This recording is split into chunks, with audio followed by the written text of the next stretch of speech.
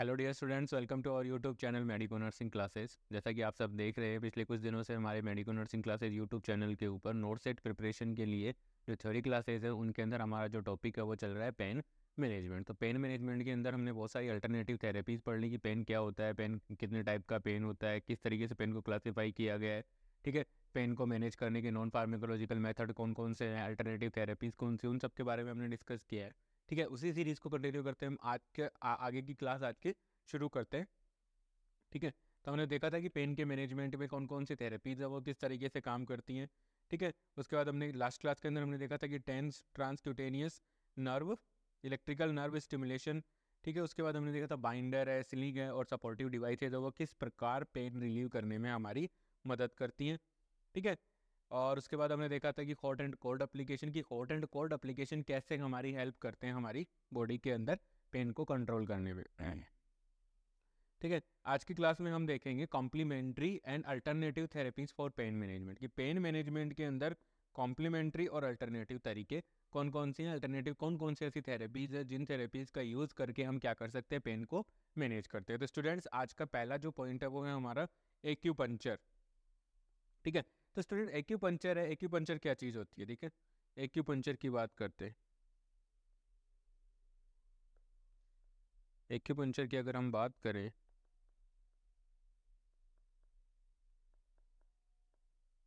Acupuncture की students अगर बात करें तो एक्यूपंक्चर क्या है? एक्यूपंक्चर एक चाइनीज टेक्निक है, चाइनीज हीलिंग टेक्निक है। क्या है ये? Chinese Chinese healing technique, Chinese healing technique है, चाइनीज हीलिंग टेक्निक है। इसके अंदर क्या किया जाता है? इसके अंदर क्या क्या किया जाता है? Very thin needle, very thin,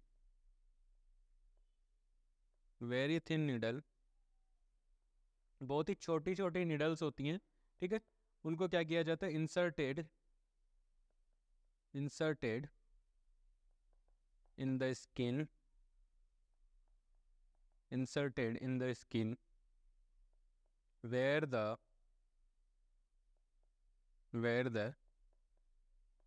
pain is present। जहाँ पर पेन होता है वहाँ पर वो छोटी छोटी जो निडल्स हैं उनको क्या किया जाता है? इंसर्ट किया जाता है। और इन निडल्स को इंसर्ट करके क्या किया जाता है? जो पेन वाले एरिया के आसपास की जो पेन, जहाँ भी जिस भी पर्टिकुलर एरिया के अंदर आपको क्या हो रहा है, पेन हो रहा है, उस पेन वाले एरिया के अंदर क्या क्या किया जाता है? जो नर्व्स होती हैं,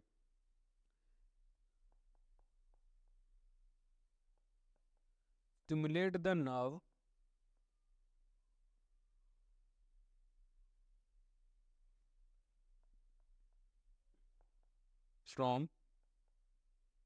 from the area where the pain is present। जहाँ पर पेन प्रेजेंट होता है उस एरिया के अंदर क्या किया जाता है? उस एरिया के ऊपर क्या बोला जाता है? उस एरिया के अंदर क्या किया जाता है स्टूडेंट्स? उस एरिया के अंदर छोटी छोटी नीडल्स होती हैं, उनको इंसर्ट किया जाता है। ये एक चाइनीज टेक्निक है, इसके थ्रू नीडल इंसर्ट करके under the skin surrounding the tissue where the pain is occur, pain is present. जहाँ पर पेन प्रेजेंट होता है उस एरिया के चारों तरफ जो टिश्यूज होते हैं, उसके सराउंडिंग जो टिश्यूज होते हैं उनके अंदर क्या किया जाता है? छोटी छोटी वेरी थिन निडल्स उनको इंसर्ट किया जाता है और उन निडल्स को इंसर्ट करके नर्व को स्टिमुलेट किया जाता है और नर्व उनको क्या कर दिया जाता है? ये प्रोसेस करने से वो नर्व क्या हो जाती है? ब्लॉक हो जाती है। नर्व क्या हो जाती है? ब्लॉक हो जाती है और वो आगे पेन के सेंसेशन का ट्रांसमिशन नहीं करती है। तो ये है हमारा एक्यूपंक्चर। एक्यूपंक्चर क्या है? एक चाइनीज हीलिंग टेक्निक है जिसके अंदर क्या किया जाता है? स्किन के अंडर में, स्किन में क्या, जो जिस भी एरिया के अंदर पेन हो रहा है उसके सराउंडिंग टिश्यूज के अंदर वेरी थिन निडल उनको इंसर्ट किया जाता है, उसके थ्रू नर्व को स्टिमुलेट किया जाता है और नर्व को स्टिमुलेट करके पेन के जो सेंसेशन है उनको क्या कर दिया जाए? ब्लॉक कर जाता है, यानी कि नर्व को क्या कर दिया जाता है?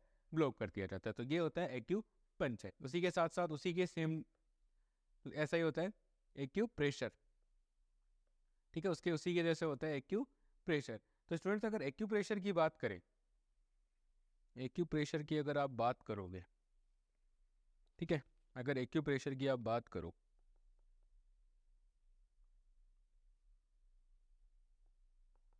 एक्यू प्रेशर की अगर आप बात करो तो एक्यू प्रेशर में क्या क्या होता है? ये भी चाइनीज हीलिंग टेक्निक है,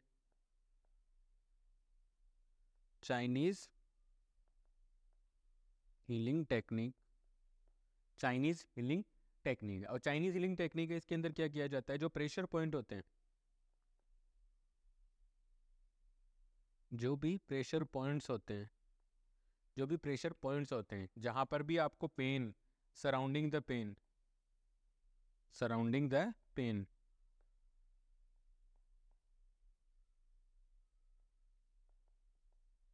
सराउंडिंग द पेन, पेन के चारों तरफ के जो प्रेशर पॉइंट्स होते हैं, जिस एरिया के अंदर, जिस भी पर्टिकुलर एरिया के अंदर आपको पेन हो रहा है, उसके अंदर जो उसके सराउंडिंग जो प्रेशर पॉइंट्स हैं या जो एक्यूज पॉइंट्स हैं, ठीक है, एक्यू प्रेशर है तो एक्यूज पॉइंट बोलते हैं, प्रेशर पॉइंट्स को एक्यू पॉइंट, प्रेशर पॉइंट बोला जाता है। तो एक्यूज पॉइंट है, उन पॉइंट्स के ऊपर क्या किया जाता है, प्रेशर अप्लाई किया जाता है, ठीक है। प्रेशर पॉइंट्स होते हैं, pressure apply on,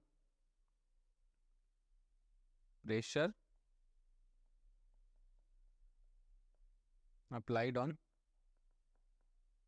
acu points, जहाँ पर पेन फील हो रहा है उसके आसपास के जो एरियाज है, उस एरिया के अंदर जो एक्यूज पॉइंट्स होते हैं उनको क्या किया जाता है, प्रेस किया जाता है। ये भी एक चाइनीज टेक्निक है। और इसके थ्रू क्या किया जाता है, हेल्प टू रिलीव, ये क्या करता है, रिलीव करने मदद करता है, help to relieve the muscle spasm, muscles spasm, tension, tension, और क्या रिलीव करेगा, oedema,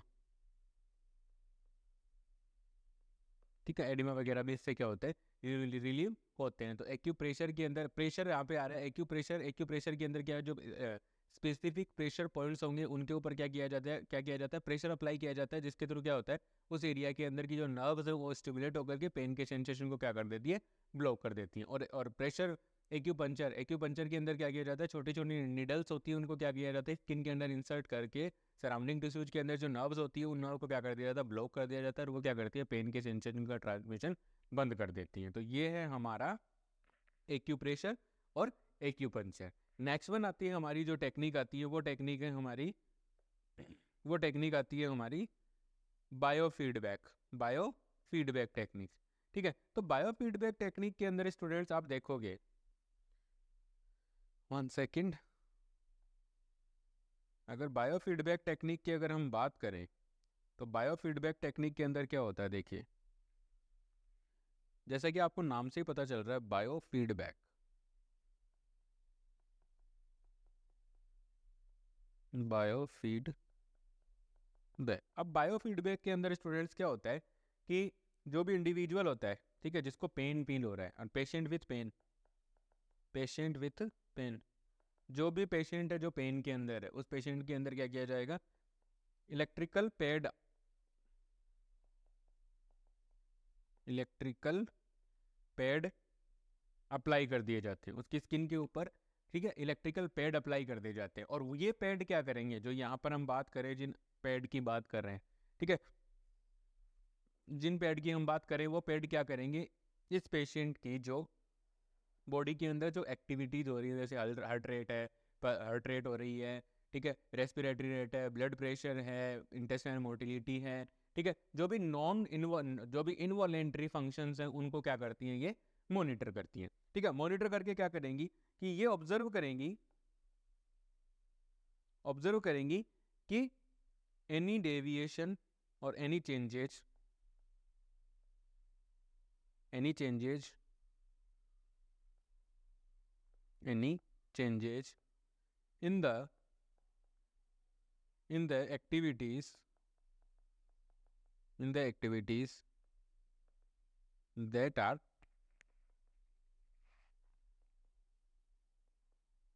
involuntary in control, that are involuntary in control, की इलेक्ट्रिकल, सबसे पहले जो पेशेंट है, जिस पेशेंट को पेन हो रहा है, उस पेशेंट के हम क्या करेंगे, इलेक्ट्रिकल पैड अप्लाई करेंगे, बायोफीडबैक की बात कर रहे हैं, इलेक्ट्रिकल पैड अप्लाई करेंगे, इलेक्ट्रिकल पैड अप्लाई करके हम क्या करेंगे, ऑब्जर्व करेंगे, इलेक्ट्रिकल पैड अप्लाई करके ऑब्जर्व करेंगे उस पेशेंट को कि पेन की वजह से उस पेशेंट की जो इनवॉलेंट्री एक्टिविटीज़ हैं उनके अंदर क्या चेंजेज आ रहे हैं। जैसे कि आप बात करो बीपी, पल्स, रेस्पिरेटरी रेट, ठीक है, रेस्पिरेशन है, साथ के साथ इंटेस्टाइनल मोटिलिटी,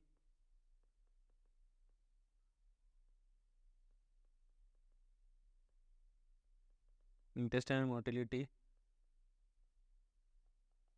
हार्ट एक्टिविटी यानी कि कार्डियक एक्टिविटी, इन सारी एक्टिविटीज़ को क्या किया जाता है, ऑब्जर्व किया जाता है। ठीक है, उसके बाद बायोफीडबैक में क्या किया जाता है, उस पेशेंट को ट्रेन किया जाता है। ठीक है, train the patient to control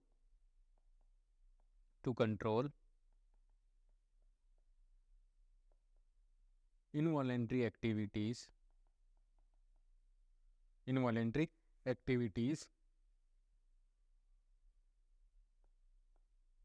in body के अंदर जो इनवॉलेंट्री एक्टिविटीज़ हो रही है उनको कंट्रोल करना सिखाया जाता है। तो देखिए इसमें क्या किया जाता है, बायोफीडबैक में क्या किया जाएगा स्टूडेंट, बायोफीडबैक में क्या किया जाता है कि पेशेंट है उसके ऊपर इलेक्ट्रिकल पैड अप्लाई कर दिए जाते हैं, क्योंकि हमें क्या करना है, पेशेंट की बॉडी को हमें ऑब्जर्व करना है, या पेशेंट के जो इनवॉलेंट्री फंक्शंस हैं उनको हमें क्या करना है, ऑब्जर्व करना है। और ऑब्जर्व करके हमें ये देखना है कि पेशेंट की बॉडी में जो पेन है, जो दर्द है, उस दर्द की वजह से, उस पेन की वजह से उस पेशेंट की जो इनवॉलेंट्री एक्टिविटीज़ है उनके अंदर क्या चेंजेस आ रहे हैं। तो उन सबको ऑब्जर्व करने के लिए हमें क्या करना पड़ेगा, पेशेंट को मशीन के साथ कनेक्ट करना पड़ेगा। तो मशीन के साथ कनेक्ट करने के लिए हमने क्या यूज़ की, इलेक्ट्रिकल पैड। ठीक है, उससे हमने ऑब्जर्व कर लिया कि इनवॉलेंट्री जो एक्टिविटीज़ हैं उनके अंदर पेन के साथ क्या चेंजेस आ रहे हैं। उसके बाद हम क्या करेंगे, उस पेशेंट को ट्रेन करेंगे कि आपको क्या करनी है, जैसे डीप ब्रीथिंग है, रेस्पिरेटरी रेट में जो भी चेंजेज है, उन जो भी इनवॉलेंट्री एक्टिविटीज़ है उन एक्टिविटीज़ को धीरे धीरे उनको ट्रेन करेंगे हम पेशेंट को, कि इनको आप कैसे कंट्रोल कर सकते हो, कि कैसे आप इनको कंट्रोल कर सकते हो। ये हम ये हम ट्रेन करते हैं, ये होता है बायोफीडबैक के अंदर। ठीक है, तो हमारी 3 हो चुकी है। नेक्स्ट हम बात करेंगे कायरोप्रैक्टिक मैनिपुलेशन। कायरोप्रैक्टिक मैनिपुलेशन के अंदर क्या होता है स्टूडेंट, देखना, एक मिनट अभी सारा क्लीन कर लेते हैं पहले अपन। कायरोप्रैक्टिक मैनिपुलेशन क्या चीज़ है, कायरोप्रैक्टिक मैनिपुलेशन एक फिजियोथेरेपी का ही टाइप है। किसका टाइप है, फिजियोथेरेपी का ही टाइप है। कायरोप्रैक्टिक मैनिपुलेशन फिजियोथेरेपी का ही टाइप है। ठीक है, कायरोप्रैक्टिक मैनिपुलेशन के अंदर देखना है स्टूडेंट्स क्या होता है, ये इसमें क्या होता है, इसमें क्या होता है, इसमें क्या है, इसमें क्या होता है कि मैनिपुलेशन किए जाते हैं। कायरोप्रैक्टिक मैनिपुलेशन क्या है, एक टाइप ऑफ फिजियोथेरेपी है। ये एक टाइप की क्या है, फिजियोथेरेपी है। क्या है, फिजियोथेरेपी है। अब इस फिजियोथेरेपी के अंदर क्या किया जाता है स्टूडेंट्स, हमारी बॉडी के जो जॉइंट्स हैं, ठीक है, बॉडी के जॉइंट्स ऑफ बॉडी के जो जॉइंट्स हैं, स्पाइन है, जॉइंट है, स्पाइन है, ठीक है, उनको क्या किया जाता है, अलाइन किया जाता है।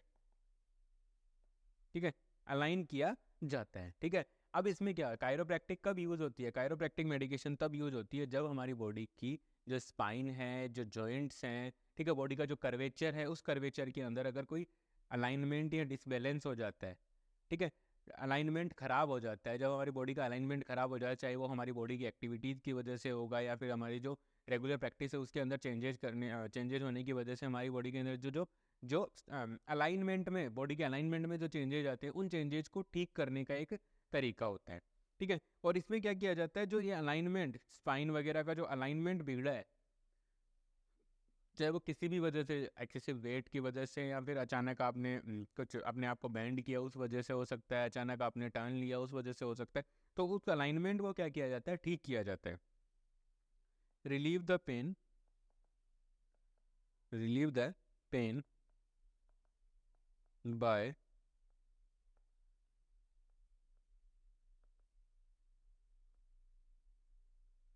alignment of joints and spine और हमारे जो जॉइंट्स हैं उनको अलाइनमेंट करके, उनका वापस से अलाइनमेंट बिठा करके, जो पेशेंट की बॉडी के अंदर जो रिलैक्सेशन है, ठीक है, जैसे मान लीजिए अलाइनमेंट खराब हुआ, बॉडी का अलाइनमेंट खराब हुआ, तो अलाइनमेंट खराब होने की वजह से बॉडी के अंदर क्या आया, मस्कुलर स्पाज, मस्कुलर टेंशन आ गई, और जैसे ही आपने अलाइनमेंट ठीक किया तो वो मस्कुलर स्पाज और जो मस्कुलर टेंशन थी वो क्या हो चुकी है, रिलीव हो चुकी है, और आपका जो पेन है वो क्या हो चुका है, दूर हो चुका होता है। ठीक है, तो ये होता है इसमें कायरोप्रैक्टिक। कायरोप्रैक्टिक में क्या किया जाता है, अलाइनमेंट ठीक किया जाता है। इसमें क्या किया जाता है, अलाइनमेंट ठीक किया जाता है। नेक्स्ट वन है डिस्ट्रैक्शन टेक्निक। बहुत बार आप लोगों ने सबने पढ़ा है कि डिस्ट्रैक्शन टेक्निक है, उसका यूज करके हम क्या करते हैं, पेशेंट का हम क्या करेंगे, डिस्ट्रैक्शन टेक्निक में हम क्या करेंगे, divert the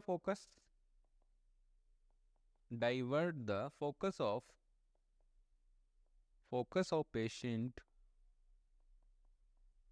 from site of the pain to anywhere else anywhere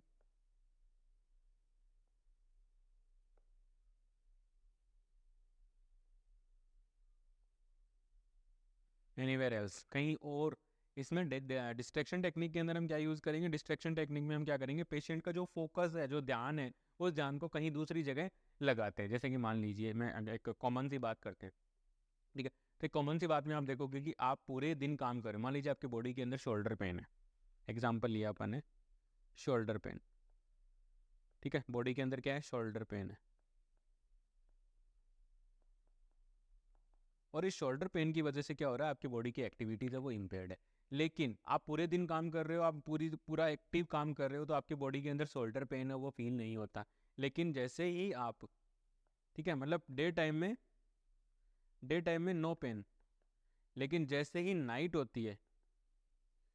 होती है और पेन वहाँ पे क्या हो जाता है, प्रेजेंट हो जाता है। तो इसका रीज़न क्या है, इसका रीज़न ये है कि पूरे दिन आप क्या कर रहे थे, पूरे दिन आप दूसरी एक्टिविटीज़ के अंदर इन्वॉल्व थे, दूसरी एक्टिविटीज़ के अंदर आप बिजी थे, तो आपका फोकस आपके शोल्डर पेन पे नहीं था, तो वो फील नहीं हुआ। लेकिन जैसे ही रात हो जाती है, रात होने के बाद क्या होता है, नॉर्मली हमारा जो पूरा फोकस होता है वो हमारी बॉडी पे होता है, और बॉडी पे जो भी पेन वेन हो रहा होता है, जो भी प्रॉब्लम हो रही होती है, उस पर हमारा पूरा फोकस आ जाता है, और हमारी बॉडी क्या करती है, उसके ऊपर पूरा फोकस करती है। फोकस करने से हमें वो चीज़ ज़्यादा फील होती है, ठीक है। तो इस प्रकार से हमें क्या होता है, फोकस हो जाता है। फोकस होने की वजह से क्या हो रहा है, पेन ज़्यादा फील हो रहा है, पेन हो रहा है, लेकिन पेन बहुत ज़्यादा फील होगा क्योंकि फोकस पूरा उसी के ऊपर है। लेकिन अगर आप डिस्ट्रैक्शन टेक्निक का यूज़ करेंगे तो क्या होगा स्टूडेंट्स, यहाँ पर आप देखोगे कि डिस्ट्रैक्शन टेक्निक का यूज़ करने से पेशेंट का फोकस है वो पेन वाली जगह से दूसरी जगह पे शिफ्ट हो जाता है, और दूसरी जगह पे शिफ्ट होने से वहाँ पर क्या होता है, पेशेंट को पेन है वो कम फील होता है। तो ये होता है डिस्ट्रैक्शन टेक्निक के अंदर। नेक्स्ट वन टेक्निक की अगर हम बात करें स्टूडेंट, गाइडेड इमेजिनरी का मतलब है, गाइडेड इमेजिनरी के अंदर हम क्या करेंगे स्टूडेंट्स, गाइडेड इमेजिनरी के अंदर हम क्या करते हैं कि पेशेंट को गाइड करते हैं पर्टिकुलर कोई भी पॉइंट, या भाई कोई भी जो भी हमारा पॉइंट, जो भी हमारी बात चल रही होती है, जो भी हमारी बात होती है, उस बात के ऊपर हम क्या करते हैं, पेशेंट को गाइडेड करवाते हैं कि इमेजिनेशन, ठीक है।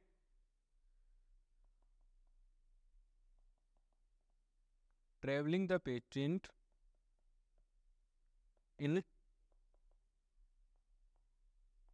इमेजिनेशन, पेशेंट को हम क्या करते हैं, इमेजिनेशन करने के लिए कहते हैं कि आप बैठे बैठे ही ऐसे सोचो कि आप स्विट्जरलैंड चले गए। तो ये सारी चीज़ें, इमेजिनेशन का मतलब है कि आप सोचो कि आपके पास ये होता तो क्या होता, आप कैसे क्या करते, वो सारी चीज़ें मतलब उसकी गाइडेड इमेजिनरी, ठीक है। आप किसी पॉइंट को उसके साथ शुरू करो, और वो उससे जो भी पेशेंट है उससे आप पूछो, ठीक, पेशेंट से पूछो कि आप इस ये होता तो कैसे कैसे बिहेव करते हैं, कैसे आप इस चीज़ को डील करते हैं। जिससे क्या होता है, पेशेंट एक गाइडेड इमेजिनरी के अंदर चला जाता है, पेशेंट इमेजिनेशन की दुनिया में खो जाता है और अपने पेन को क्या कर देता है, भूल जाते हैं। नेक्स्ट वन आता है हमारा मेडिटेशन टेक्निक। मेडिटेशन टेक्निक का मतलब होता है ध्यान लगाना, ठीक है। तो अगर कोई भी इंडिविजुअल अगर पर्टिकुलर पॉइंट के ऊपर ध्यान लगा रहा है, जैसे मान लीजिए हम ये माने कि भगवान का, परमात्मा का वो ध्यान कर रहा है, तो उससे क्या होगा, उसका जो पूरा फोकस है वो मेडिटेशन के अंदर क्या होता है, फोकस ही तो करना होता है, ठीक है। मेडिटेशन की टेक्निक का यूज़ करके हम क्या करेंगे, पेशेंट के फोकस को हम पेन वाली जगह से फोकस करके कहीं दूसरी जगह, या मेडिटेशन यानी कि अध्यात्म की तरफ, या फिर गॉड की तरफ हम उसके फोकस को क्या कर देते हैं, डाइवर्ट कर देते हैं, जिससे पेशेंट को पेन है वो कम फील होता है। नेक्स्ट आते हैं हमारे जो भी टेक्निक्स बची हैं, हिप्नोसिस, ठीक है। ये भी एक इंपॉर्टेंट टेक्निक है। हिप्नोसिस के स्टूडेंट्स अगर आप बात करो तो हिप्नोसिस में क्या किया जाता है, इसका दूसरा नाम होता है हिप्नोथेरेपी, दूसरा नाम होता है हिप्नोथेरेपी, ऑल्सो नॉन एज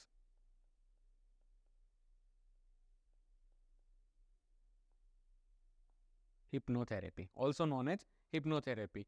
ठीक है। इसमें क्या किया जाता है, जो भी इंडिविजुअल होता है, जो भी आपका ट्रेनर होता है हिप्नोसिस में, क्या होता है, जो भी ट्रेनर होता है, ठीक है, जो भी ट्रेनर होता है वो क्या करता है, रिपीटेडली वर्बल कमांड देता है, वर्बल रिपीटेशन,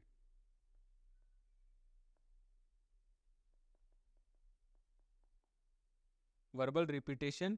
उसके साथ साथ वो आपको बोलता जाता है मेंटल इमेजिनेशन के लिए, मेंटल इमेजिनेशन के लिए, ठीक है। वर्बल कम्युनिकेशन और पेशेंट की बात, जो भी ट्रेनर होता है उसकी बात सुन के पेशेंट क्या करता है, मेंटल इमेजिनेशन करता है। और मेंटल इमेजिनेशन के साथ क्या होता है, मेनली हिप्नोसिस के अंदर भी हम पेशेंट के फोकस को क्या कर रहे हैं, डाइवर्ट कर देते हैं। नॉर्मली आप लोगों ने बहुत सारी मूवीज़ के अंदर देखा होगा, ऐसे पेंडुलम को हिलाते रहते हैं और बोलते हैं कि अब तुम पूरी तरह से मेरे कंट्रोल में हो, तुम्हें नींद आ रही है, तुम ये कर रहे हो। तो मतलब वो एक हिप्नोसिस की प्रोसेस होती है जिसके अंदर वो जा करके अपने पूरे फोकस को, या फिर नॉर्मली जो ट्रेनर है उसका पूरा कंट्रोल होता है उसके ऊपर, जो भी पेशेंट होता है उसके ऊपर पूरा कंट्रोल होता है। तो ट्रेनर क्या करता है, उसके फोकस, उसका जो इंडिविजुअल है उसका जो अटेंशन और जो उसका फोकस है वो पेन से हटा करके कहीं दूसरी जगह शिफ्ट कर देता है, जिससे क्या होता है, उसका पेन है वो रिलीव हो जाता है।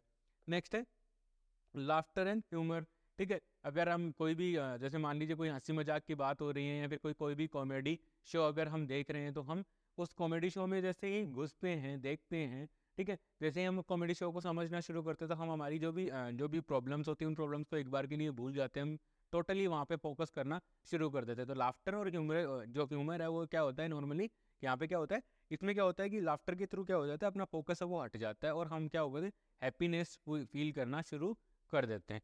बहुत सा म्यूजिक थेरेपी, बहुत सारी जगह आप लोगों ने सुना होगा कि बहुत सारे लोग जब भी पेन के अंदर होते हैं, सीवियर पेन के अंदर क्या होते हैं, म्यूजिक थेरेपी में होते हैं। तो म्यूजिक थेरेपी में क्या होता है, नॉर्मली आप लोगों ने भी देखा होगा या आप लोगों के साथ भी हुआ होगा कि जब हम कोई गाना पहली बार सुनते हैं तो हम उसको बड़े ध्यान से सुनते हैं, ठीक है। लेकिन जैसे ही उस गाने को हम दो या तीन बार रिपीटेशन में सुनते हैं तो उसके कुछ लिरिक्स हमें याद हो जाते हैं, और जब भी दोबारा हम कहीं भी हम उस गाने को सुनते हैं तो हम क्या करते हैं, उस गाने को, उन लिरिक्स को या उस गाने के साथ साथ हम भी अब दोहराते हैं, जिससे क्या होता है, हमें अच्छा फील होता है। नॉर्मली हम सभी करते हैं ऐसा, जब भी हम बहुत हैप्पी होते हैं या बहुत सैड होते हैं, क्योंकि सैड वाले मोमेंट में सबसे ज़्यादा कनेक्ट होता है इंसान उन गानों के साथ, जैसे कि अरिजीत सिंह के गाने, ठीक है। नेक्स्ट है मसाज।